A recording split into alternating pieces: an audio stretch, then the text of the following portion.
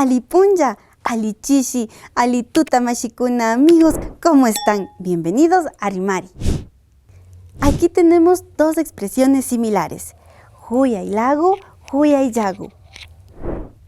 Huyaylagu, huyayyagu. Que usamos para expresar admiración por algo o alguien bonito. En castellano sería, ¡qué bonito!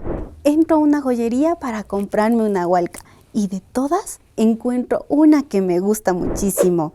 Y digo, ¡huyayyagu! ¡Qué bonita está esta hualca!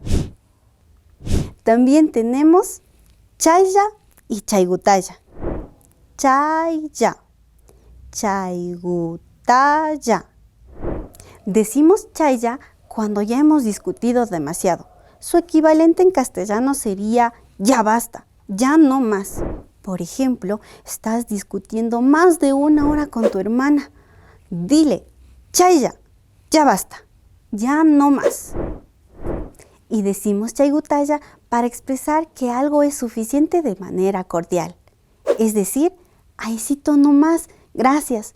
O es suficiente, gracias. Por ejemplo, estás terminando tu plato de sopa y tu abuelita te pregunta, ¿quieres más? Responde, chaygutaya, mamita, ahícito no más, gracias. Es suficiente, gracias. Huyaylagu yachajunchik nachu. Estamos aprendiendo bonito, ¿verdad? Quichua shimita ama con garipashu. Fortalezcamos nuestro idioma.